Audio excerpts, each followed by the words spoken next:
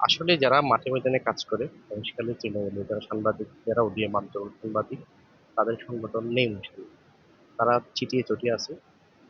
এদেরকে একত্রিত করার জন্য মাল্টিমিডিয়া ফোরাম অবশ্যই দরকার। কারণ সাংবাদিকরা হচ্ছে জাতির বিবেক, তাদের একটা প্ল্যাটফর্ম, একটা সংগঠন খুব বেশি প্রয়োজন। সে কারণে এই মাল্টিমিডিয়া ফোরামে আত্মপ্রকাশ হচ্ছে। কারণ আমরা চাই মহেশখালীর যারা উদীয়মান তরুণ সংবাদকর্মী আছে, তারা যেন অনৈতিক কাজে জড়িয়ে না পড়ে, তারা যেন সঠিক পরিচর্যা পায়, তারা যেন মানুষের কল্যাণে কাজ করে, তারা যেন মহেশখালীর উন্নয়ন এবং মহেশখালীর পরিবেশ নিয়ে তারা কথা বলে। সেজন্য এই মাল্টিমিডিয়া ফোরাম অবশ্যই দরকার। আর এটা যদি আমি এভাবে বলি, পরিবেশের মৃত্যুদণ্ড হয়েছে কিন্তু সোনাঝুরি। আপনি দেখেন এখানে পরিবেশের বলতে এখানে কিছুই নেই।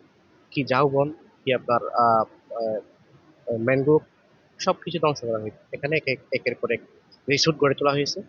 আর বিশেষ করে বিভিন্ন শ্রেণী পেশার প্রভাবশালী ব্যক্তি এবং বিভিন্ন রাজনৈতিক নেতৃবৃন্দ, তার সাথে যারা ভূমিদস্যু রয়েছেন, তারা তো আসেই দূরবে এখানে। ফলে এখানে আসলে পরিবেশ ক্ষতি কোথায় হয় সেটা সোনালী না আজকে বোঝা যাবে না। আপনার সোনালী যারা একবার ঘুরে গেছেন তারা জানে এখানে পরিবেশে কি পরিমাণ মারাত্মক তারা ক্ষতি করেছেন। সোনালীর হচ্ছে একটা এসি এলাকা। এখানে আসলে বিভিন্ন প্রজাতির পাখি আসে। তারপর আপনার এখানে কাছিমের ডিম পাড়তে আসে। সেই জন্য সরকার এটাকে 1991 সালে এসি এলাকা ঘোষণা করেছে। কিন্তু সেই সরকারি যে আপনার যে আইন বিধিনিষেধ, সেটা এখানে কেউ তোয়াক্কা করে না। যে সরকার ক্ষমতায় এসেছেন, সেই সরকার দলের নেতৃবৃন্দরা কিন্তু এখানে রিসোর্ট গড়ে তুলেছেন, পরিবেশের মারাত্মক ক্ষতি করেছেন। কিন্তু এখানে আসলে পরিবেশটা রক্ষা করার কাজে কিন্তু কেউ এগিয়ে আসে নাই। সবচেয়ে দুঃখজনক বিষয় হচ্ছে এটা। কারণ 9 বর্গ কিলোমিটার এই সোনাদিয়া, এটা আমাদের মহেশখালীর গর্ব এবং একটা ঐতিহ্য। এখানে পর্যটনের নামে যে হারে এখানে গাছ কাটা হচ্ছে, এটা খুবই দুঃখজনক।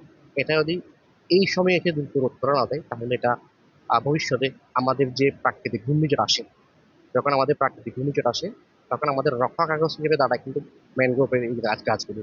সেই গাছগুলো একের পর এক কেটে প্রভাবশালীরা, দলীয় নেতারা কিন্তু চিহ্নিত করেছে, যেগুলো কিন্তু মানুষের জন্য একসময় হুমকি হয়ে দাঁড়াবে বলে আমি মনে করি।